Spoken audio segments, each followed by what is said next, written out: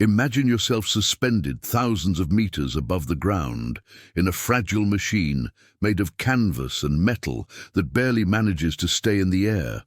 Below you, there are no clouds, no shelter, just a vision that freezes the blood in your veins. A multitude of war machines advancing like a relentless grey tide. 1,000, not hundreds, not a few thousand, 1,000 armoured structures, each weighing dozens of tons, each carrying men willing to kill. If you enjoy stories like this, consider subscribing. Most people who watch are not subscribed yet. The ground beneath them vibrates constantly, as if the earth itself were having convulsions. The atmosphere is saturated with particles, a greyish haze that makes it difficult to breathe even from where you are. Smoke from engines, dust raised by steel tracks, the air that seems to gain weight with each passing second. You are completely alone. No weapons, no protection except the glass of the cabin.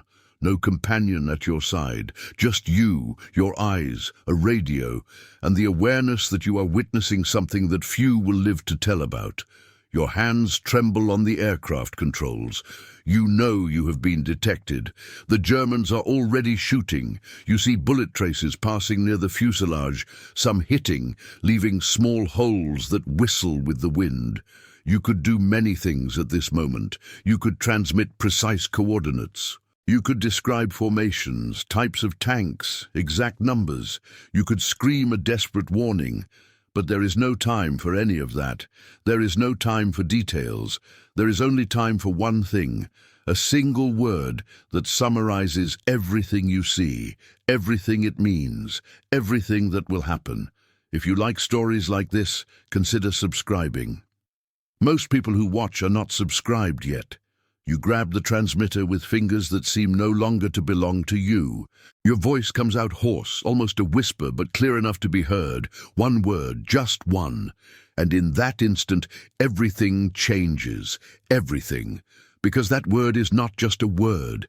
It is a code. It is a warning. It is an invocation. It is the name of a weapon that the men below fear more than death. But before we get to that crucial moment, you need to understand how the world got here, how history unfolded to this exact point in time. Because nothing, absolutely nothing, happens without reason. Every action has a cause, every battle has an origin, and this story, this narrative of fire and steel, began months before, in dark rooms where powerful men studied maps with expressions of despair. It was the winter of 1942 when everything began to crumble for the regime that promised to dominate the world for 1,000 years. It is not easy to speak of desperation when it comes to one of the most feared leaders in modern history, but the truth is exactly that. The man who controlled the most powerful war machine Europe had ever seen was desperate, completely desperate. What caused this radical change? A name, Stalingrad. That city on the banks of the Volga River became the symbol of everything that could go wrong. The Germans had arrived there with absolute confidence. They believed it would be a quick victory, a matter of weeks. But the Soviets had other ideas. They fought house by house, street by street, room by room. Every building became a fortress, every corner a trap. Winter came and brought with it a cold that the Germans had never experienced. Temperatures dropping to 40 degrees below zero. Men freezing in their trenches. Supplies not arriving. Rescues that never happened. In the end, when the smoke cleared and silence returned, more than 300,000 German soldiers had been captured, killed, or simply disappeared. An entire army, not a division, not an army corps. An entire army annihilated. And here is the plot twist that changes everything. The myth that had sustained the regime for years, the idea that the Germans were invincible, that their race was superior, that their technology was unbeatable, that myth had been destroyed as completely as the city of Stalingrad. The leader knew this. He knew that his generals knew this. He knew that his soldiers knew this. And more importantly, he knew that the entire world knew this. The propaganda machine that had worked so well in previous years could no longer hide reality. He needed something.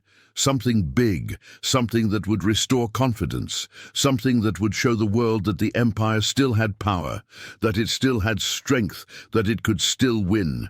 Not a small victory, not a tactical victory, a strategic victory, a victory that would change the course of the war, a victory that would make the Soviets retreat, that would leave them in shock, that would convince them that continuing to fight was useless.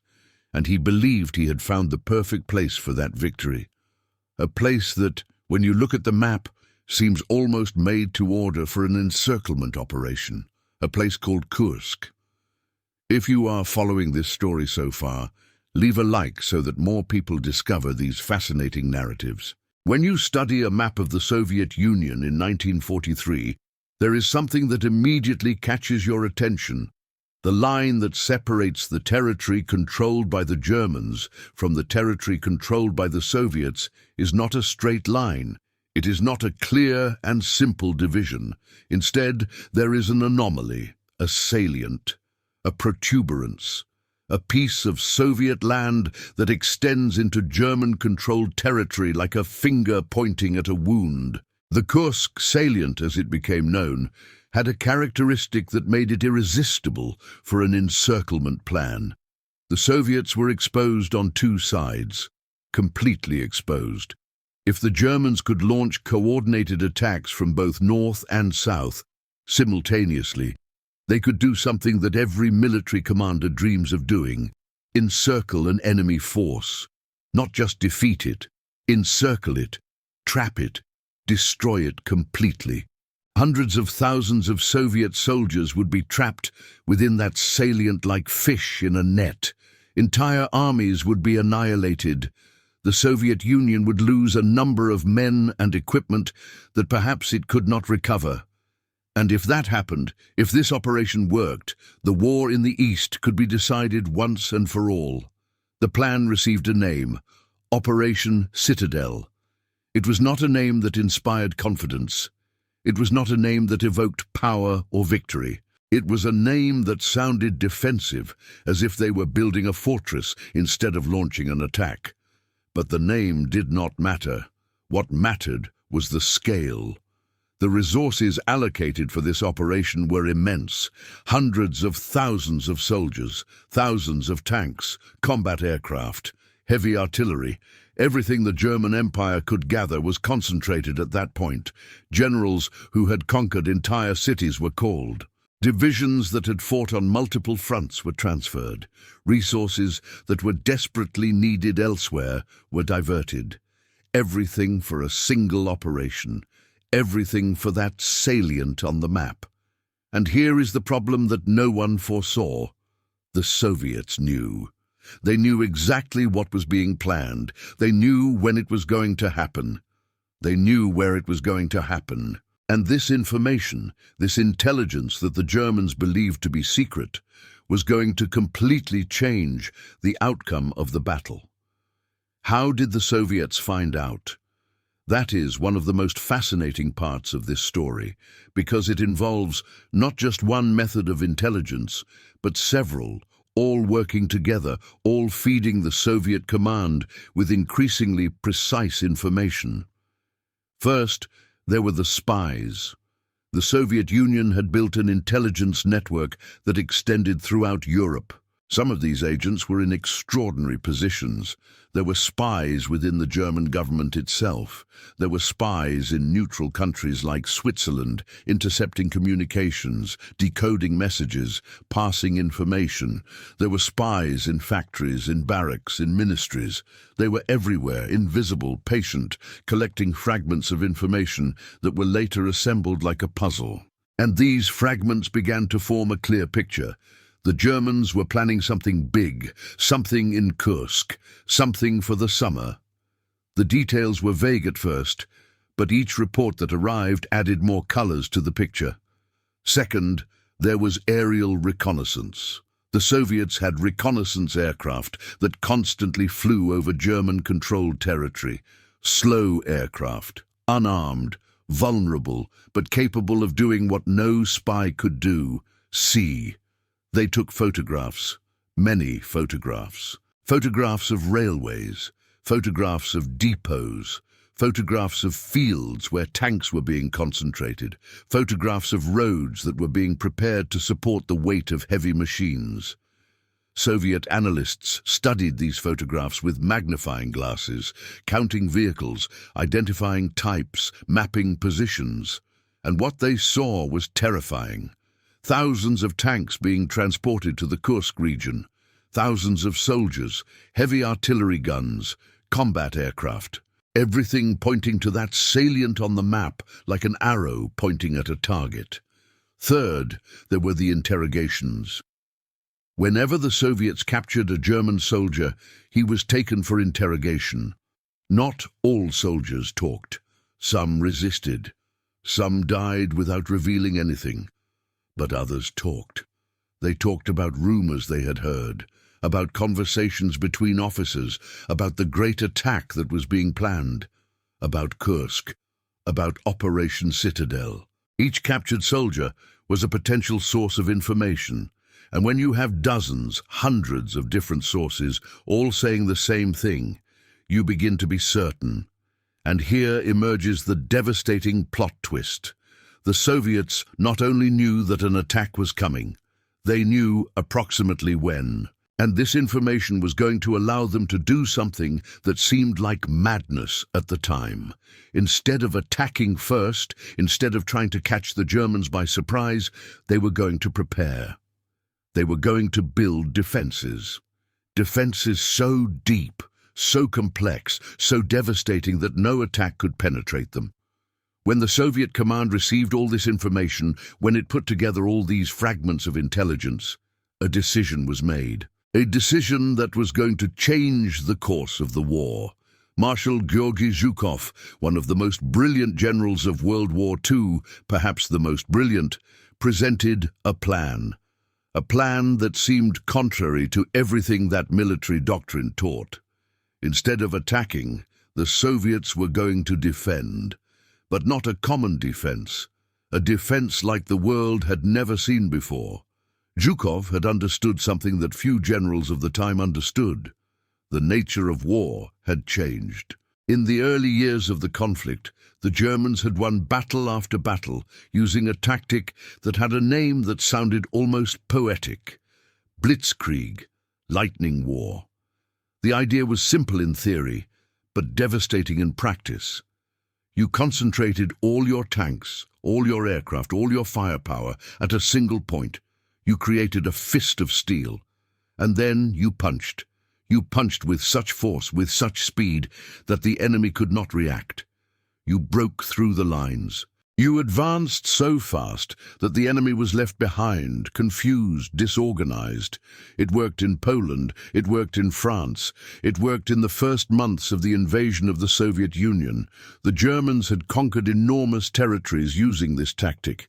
Entire cities fell in a matter of days, but Zhukov saw the weakness.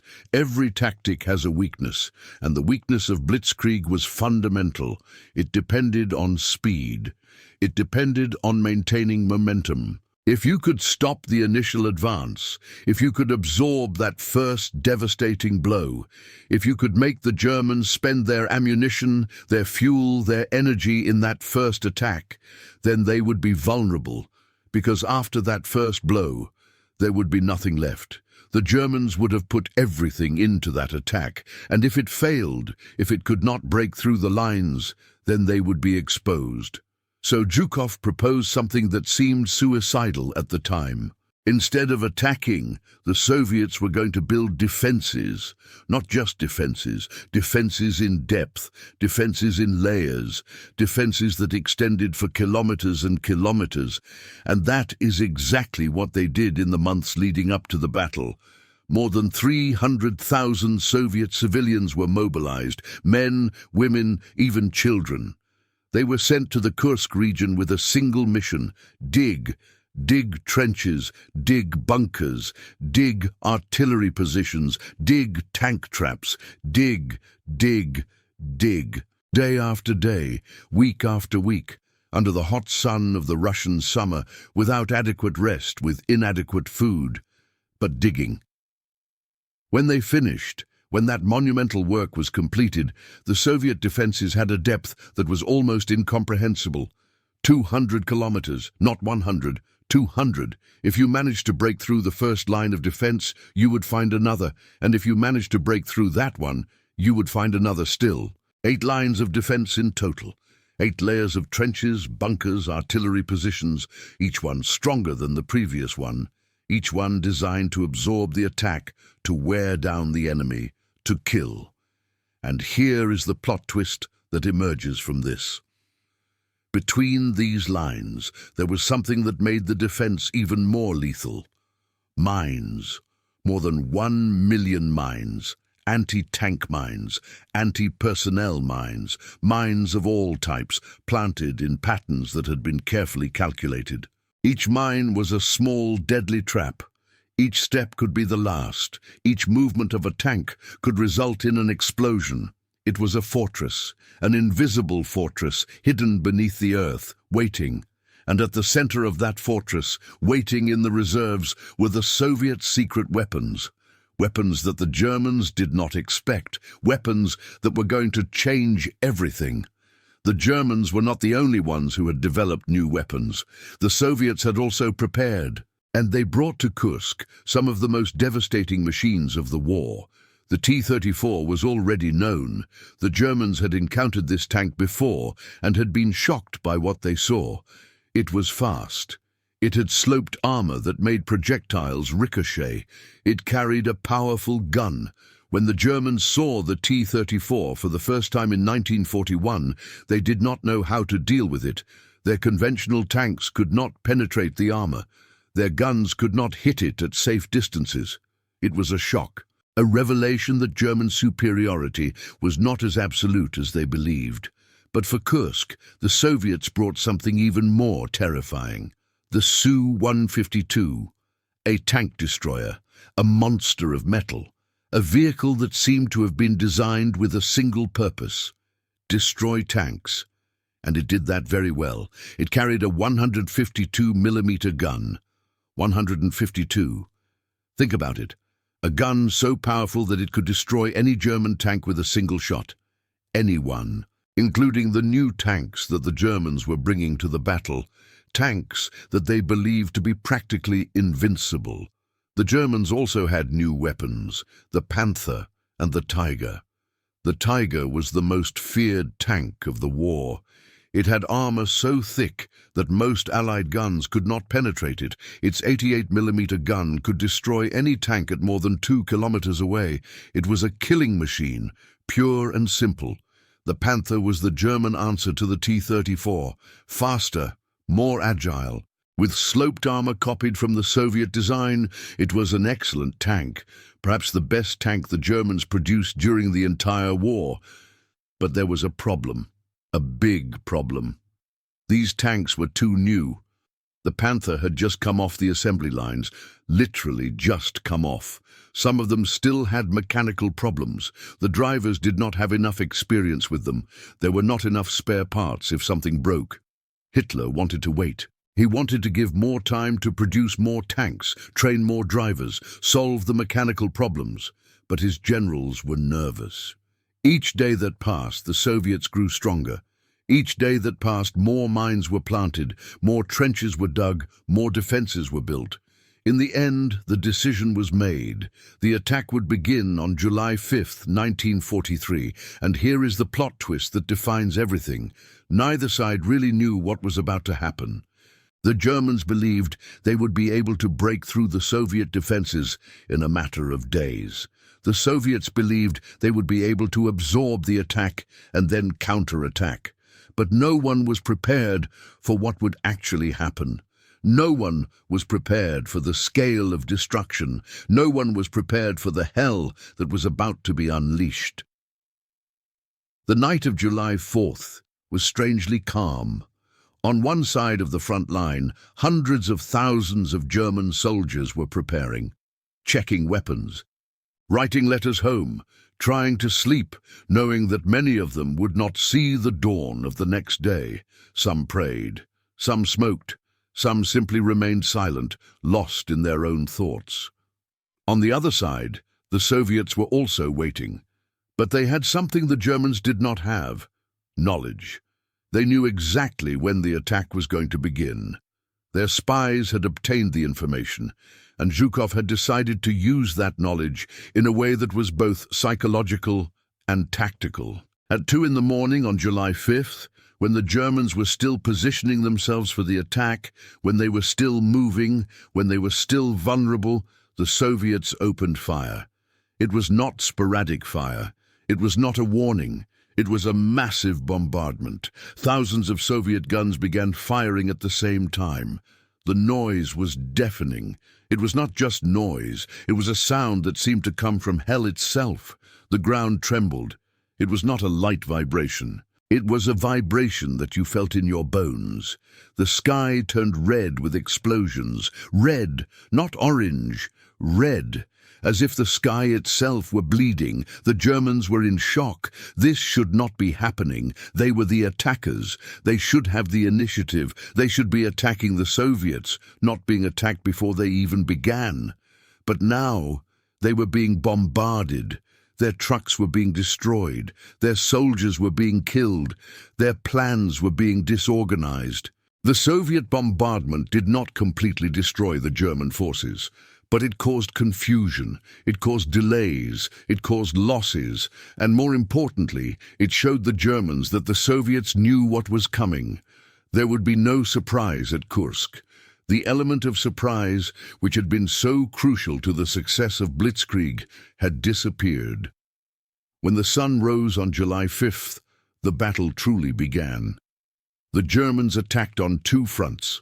From the north, the 9th German Army advanced with more than 300,000 soldiers and 900 tanks. From the south, the 4th Panzer Army advanced with even larger numbers. The plan was simple in theory: break through the Soviet defenses, advance quickly, meet in the middle, encircle the salient, destroy the Soviet armies trapped inside. But nothing went as planned. Nothing. In the north, the Germans encountered immediate resistance. The Soviet defenses were stronger than they expected, much stronger. German tanks advanced a few meters and then stopped. There were mines everywhere, anti-tank trenches, guns hidden in bunkers. Each advance cost dozens of tanks. Dozens, not some, dozens. The German commander in the north, General Walter Model, had warned Hitler about this. He had asked for more time, more preparation. But Hitler had not listened, and now Model was watching his tanks being destroyed, one by one. In the south, the situation was somewhat different. The 4th Panzer Army had managed to advance a few kilometers. Its Tiger tanks were proving their worth, destroying Soviet tanks at enormous distances, but the cost was high, very high. And each kilometer advanced meant encountering a new line of Soviet defense, more trenches, more bunkers, more mines. By the end of the first day, the Germans had advanced at most 10 kilometers at some points. That seemed like a lot. But for an encirclement operation that needed to cover more than 100 kilometers, it was almost nothing. It was insignificant, and the Soviets were just beginning. The days that followed were a nightmare for both sides. The fighting was constant, day and night. There was no pause, there was no rest. Soldiers fought until they collapsed from exhaustion and then were replaced by others. Some of them could not even move. They simply fell to the ground and slept, even with the sound of explosions around them. In the north, the German advance almost completely stopped. The Soviets were constantly counter-attacking, not allowing the Germans to consolidate their positions. Every village, every hill, every meter of land was disputed with a ferocity that was almost incomprehensible. Men fighting hand to hand, grenades being thrown, bayonets being used. It was primitive warfare, despite all the technology. In the south, the Germans were still advancing, but slowly, very slowly, and with enormous losses. The heat was unbearable. July in central Russia can be brutal. Temperatures above 30 degrees Celsius, dust everywhere, soldiers could barely breathe, tanks overheated, engines broke down, mosquitoes, millions of them, attacking soldiers day and night, causing diseases, spreading malaria. It was hell on earth, but the worst was still to come. The worst was still waiting. A week after the battle began, when both sides were exhausted, when the Germans were beginning to realize that perhaps they could not break through the Soviet defenses, when the Soviets were preparing for their final counterattack, something happened, something that was going to change everything.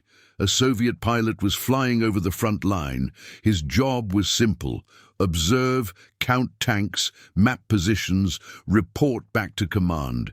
He was flying in a reconnaissance aircraft, unarmed, alone. The only thing he had was a radio and his eyes.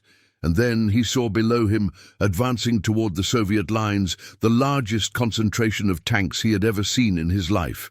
Tigers, Panthers, Panzer IVs, hundreds of them, perhaps more than 1,000. A mass of metal moving like a grey wave across the field. It was the 2nd SS Panzer Corps, the elite of the German armored forces, 3 entire SS divisions, the best units, the best tanks, the best soldiers. The last German card to break through the Soviet defenses, and here is the moment that defines the story. The pilot grabbed the radio. His hands were trembling. He could have said many things. He could have given precise coordinates. He could have counted exact numbers. He could have described formations. He could have given tactical details. But there was no time for any of that. And sometimes one word is enough. A single word that summarizes everything. A single word that triggers a chain reaction. A single word that changes the course of history. He transmitted Katyusha, and everything changed. A week later, when both sides were exhausted, when the Germans were beginning to realize that perhaps they could not break through the Soviet defenses, when the Soviets were preparing for their final counterattack, something happened, something that was going to change everything. A Soviet pilot was flying over the front line. His job was simple: observe, count tanks, map positions, report back to command. He was flying in a reconnaissance aircraft, unarmed, alone. The only thing he had was a radio and his eyes. And then he saw below him, advancing toward the Soviet lines, the largest concentration of tanks he had ever seen in his life. Tigers, Panthers, Panzer IVs, hundreds of them, perhaps more than 1,000. A mass of metal moving like a grey wave across the field. It was the 2nd SS Panzer Corps, the elite of the German armored forces, 3 entire SS divisions, the best units, the best tanks, the best soldiers, the last German card to break through the Soviet defenses. And here is the moment that defines the story. The pilot grabbed the radio. His hands were trembling. He could have said many things. He could have given precise coordinates. He could have counted exact numbers. He could have described formations. He could have given tactical details. But there was no time for any of that. And sometimes one word is enough. A single word that summarizes everything. A single word that triggers a chain reaction. A single word that changes the course of history. He transmitted Katyusha, and everything changed. The Katyusha was the affectionate name that Soviet soldiers gave to their multiple rocket launcher, the BM-13, a weapon that the Germans feared more than any other. Why? Because it was devastating. Imagine a truck. Now imagine that on that truck you place 16 metal rails, and on each rail you place a 132mm rocket. 16 rockets, each carrying high explosive ordnance. Now imagine that you can fire all 16 of those rockets in less than 10 seconds. And now imagine that you do not have just one truck, you have dozens, hundreds, all firing at the same time. That was Katyusha.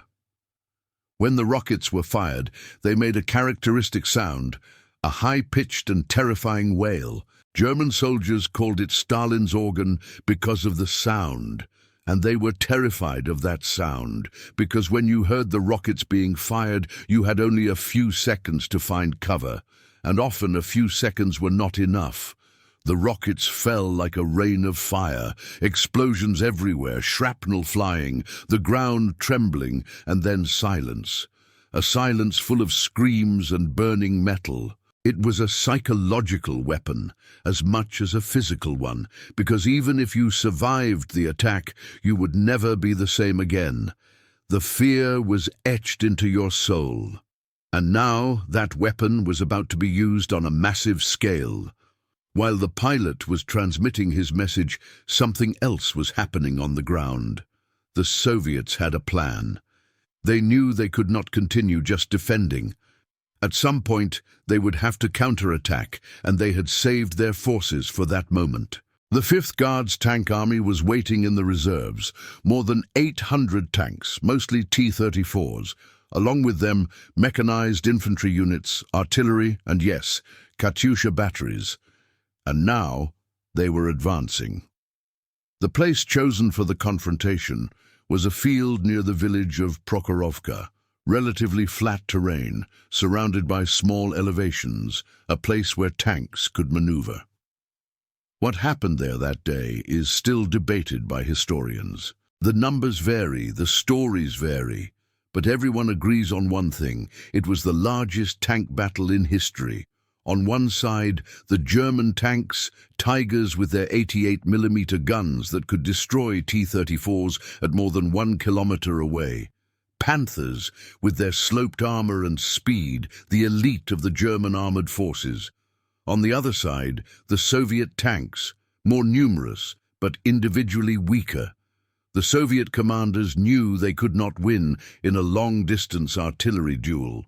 The German guns were simply superior, so they did something that seemed suicidal. They advanced at maximum speed, straight at the German tanks. Chaos. The ideal combat distance for a Tiger was more than 1,000 meters. At that distance, its guns were lethal and its armor was almost impenetrable. But when you are fighting at 100 meters away, at 50 meters, when tanks are so close they almost touch, then the advantages of the Tiger disappear. The T-34s were smaller, faster, more agile, and at close range their guns could penetrate the Tiger's armor from the sides and rear. The result was absolute chaos. Tanks colliding with each other literally, shots being fired at point-blank range, crews abandoning burning vehicles and fighting hand-to-hand, explosions everywhere, smoke so dense that you could not see a few meters away. A German commander described it later like this: "It was like being in hell. You did not know anymore what was north or south. You did not know who was enemy or friend. You just shot at everything that moved." And in the middle of that chaos, something happened that changed everything. The Katyushas arrived, the rain of fire. The Soviet artillery commanders had received the message from the pilot, one word, Katyusha, and they understood what it meant. Batteries of rockets that were positioned kilometers behind the front line began to move. Dozens of trucks, each carrying 16 rockets, positioned themselves in formation. The calculators worked quickly. Coordinates, elevation, wind, everything had to be perfect. And then the command was given: fire. What happened next is difficult to describe. Hundreds of rockets were fired almost simultaneously. The sky turned red. The wail of the rockets filled the air. It was as if the sky itself was screaming. The rockets fell on the formations of German tanks that were still arriving as reinforcements. Tanks that were advancing to join the battle at Prokhorovka. Tanks that never reached their destination. The explosions were devastating. Tanks were flipped on their sides by the force of the explosions. Others caught fire when shrapnel penetrated their engines and fuel tanks. Crews trying to escape from burning vehicles were hit by more rockets. And it was not just one bombardment. The Katyushas could reload in a matter of minutes, and they fired again and again and again. The German reinforcements simply stopped arriving. The turning point. When the dust settled at Prokhorovka, no one knew for sure who had won. The Soviets had lost more tanks, much more. Some estimates speak of more than 500 T-34s destroyed on that single day. The Germans lost fewer, perhaps 200 or 300. By the numbers, it seemed like a German victory. But war is not just about numbers. The Soviets could replace their tanks. Their factories were operating day and night, producing T-34s at an impressive speed. For every tank lost, 2 new ones came off the assembly lines. The Germans could not do the same. Each Tiger lost was irreplaceable. Each experienced crew member killed was a loss that could not be compensated. And more importantly, the Germans had not managed to break through the Soviet defenses. After a week of brutal combat, after losing hundreds of tanks and thousands of soldiers, they were still stuck in the same positions. Operation Citadel had failed. Hitler made a decision on July 13th. He ordered that Operation Citadel be stopped. Why? In part because of Kursk, but also because of something that was happening on the other side of the world. The Allies had invaded Sicily. Italy was threatened. Hitler needed to transfer forces to the Mediterranean. But the truth is that Citadel was already dead. The Germans no longer had the forces to continue attacking. Their elite divisions were devastated. Their wonderful new tanks were burning in the fields of Russia. And now it was the Soviets' turn to attack. The day after Citadel was suspended, the Soviets launched their own offensive. Operation Kutuzov in the north, Operation Rumyantsev in the south. Hundreds of thousands of Soviet soldiers advancing, thousands of tanks. The Germans, exhausted and weakened, could not resist. Within a matter of weeks, all the territory that the Germans had conquered with such sacrifice was retaken, and the Soviets did not stop there. They continued advancing. Cities that had been under German occupation for 2 years were liberated. Oral, Kharkov, Belgorod. The tide of war had changed definitively. Kursk was more than a battle. It was the moment when the fate of World War II was sealed. After Kursk, the Germans never again managed to launch a significant strategic offensive in the east. They spent the rest of the war retreating, trying to slow down the Soviet advance, but never again managed to stop it. The numbers of the battle are impressive. More than 2 million soldiers participated. More than 6,000 tanks were destroyed. Tens of thousands of soldiers died. It was one of the bloodiest battles in human history. But what really made the difference? Some historians point to the Soviet defenses, those endless trenches that absorbed the German attack. Others point to Soviet intelligence, the spies who revealed the German plans in advance. Still others point to German errors, the delay in launching the attack, the mechanical problems with the new tanks, the arrogance of thinking they could win despite all the signs. But perhaps the decisive moment was that one, a lone pilot in an unarmed aircraft, looking at 1,000 tanks advancing, grabbing the radio with trembling hands, and saying a single word, Katyusha. That word triggered a chain reaction that changed the course of the battle. The rockets that fell on the German reinforcements, the tanks that never reached Prokhorovka, the momentum lost that could not be recovered. One word, one man, one decision. Sometimes that is how history is made, the men behind the machines. It is easy to talk about tanks and aircraft and rockets, numbers and statistics. But behind every machine was a human being. The German soldiers who fought at Kursk were, for the most part, veterans. Men who had survived years of war, who had seen friends die, who were tired, but still believed they could win. Many of them were young, 20-something years old. Some were even younger, boys who had been drafted to fill the losses from Stalingrad. They fought with courage. No one can deny that. They advanced against fortified positions, faced mines and artillery, saw their tanks destroyed and continued fighting on foot. On the Soviet side, the situation was similar. Young soldiers, many of them the same age.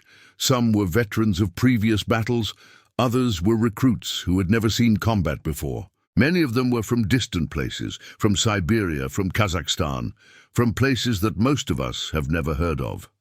They had been torn from their homes, from their families, and thrown into a war they did not fully understand. But they fought.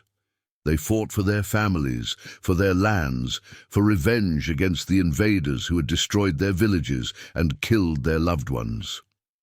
World War II in the East was brutal in a way that is difficult to comprehend. It was not just a war between armies, it was a war of annihilation. The Germans had invaded with the intention of completely destroying the Soviet Union, enslaving its population, exterminating entire groups of people. The Soviets knew this and fought with the ferocity of those who know they have no alternative. Win or die. There was no middle ground. At Kursk, that ferocity was put to the test, and the Soviets proved that they could not only resist, but win. The Katyusha after Kursk. The weapon that made such a difference at Kursk continued to be used for the rest of the war. The Soviets realized they had something special in their hands. Multiple rocket launchers were cheap to produce, easy to transport, and devastating in combat. They began to produce more, much more. When the Soviets entered Berlin in 1945, they brought their Katyushas with them. The same rockets that had destroyed tanks at Kursk now fell on the German capital. The Germans tried to develop their own versions. The Nebelwerfer was their equivalent. It was also effective, but never had the same psychological impact as the Katyusha. Why? Perhaps because the Katyusha had become a symbol of Soviet resistance, a symbol that invaders could be defeated. There was even a song, a love song actually, about a girl named Katyusha who waits for her beloved to go to war. Soviet soldiers sang that song before battles, and when the rockets were fired, they shouted the name Katyusha. It was war, but it was also poetry, a strange kind of poetry written in fire and blood. And the pilot, the man who transmitted that message that changed everything, his name was lost to history, at least in the sources we have access to. There were thousands of Soviet reconnaissance pilots during the war. Many of them died in combat. Their slow, unarmed aircraft were easy targets for German fighters. Perhaps he survived the war. Perhaps he went home, to his family, to his normal life. Perhaps he told this story to his children and grandchildren. I was there. I saw 1,000 tanks advancing, and I said a word that changed everything. Or perhaps not. Perhaps he was shot down days later or weeks later, just another name on an endless list of the dead. War is like that, full of decisive moments played out by people whose names we never know. Anonymous heroes whose names are forgotten, but whose actions change the course of history. This pilot, whoever he was, had his moment. A few seconds of absolute clarity, a radio in his hand, a word on his lips, Katyusha, and the world changed. Why does this matter today? You might be asking yourself, why am I telling you this story? What does a battle from 80 years ago have to do with us here now? There are several reasons. First, because history is important. Knowing the past helps us understand the present and avoid the mistakes of the past. Second, because this story shows something important about the nature of humanity, about how small decisions can have enormous consequences. A pilot decides to use one word instead of another, and thousands of lives are saved or lost, depending on your point of view. Third, because it is an incredible story. Simply incredible. The drama, the tension, the characters. It is the kind of story that seems like fiction, but it is not. It happened for real with real people, in real places. And fourth, because sometimes we need to remember what human beings are capable of, both evil and good. World War II was a horror. Millions of people died. Unimaginable crimes were committed, but there was also heroism, sacrifice, courage. The people who fought at Kursk on both sides were human beings with fears, hopes, dreams. Many of them did not want to be there, but they were, and they did what they had to do. Remembering them is a way of honoring their sacrifice and remembering that the peace that many of us have the privilege of living was conquered with blood. To conclude, some numbers. The Battle of Kursk officially lasted from July 5th to August 23rd, 1943, almost 50 days of combat. The Germans lost about 200,000 soldiers between killed, wounded, and missing. They lost more than 100 tanks, more than 1,000 aircraft. The Soviets lost more, much more, almost 800,000 soldiers between killed, wounded, and missing. More than 6,000 tanks, more than 2,000 aircraft. But the Soviets could absorb those losses. The Germans could not. After Kursk, the Red Army never stopped advancing. 2 years later, they were in Berlin. The war in Europe ended in May 1945. Nazi Germany was defeated. Hitler was dead. And everything began in a certain way in those fields around Kursk, with mines and trenches and tanks, with rockets wailing through the sky, with a lone pilot looking down and saying a word that echoed through history, Katyusha. If you like stories like this, consider subscribing. Most people who watch are not subscribed yet.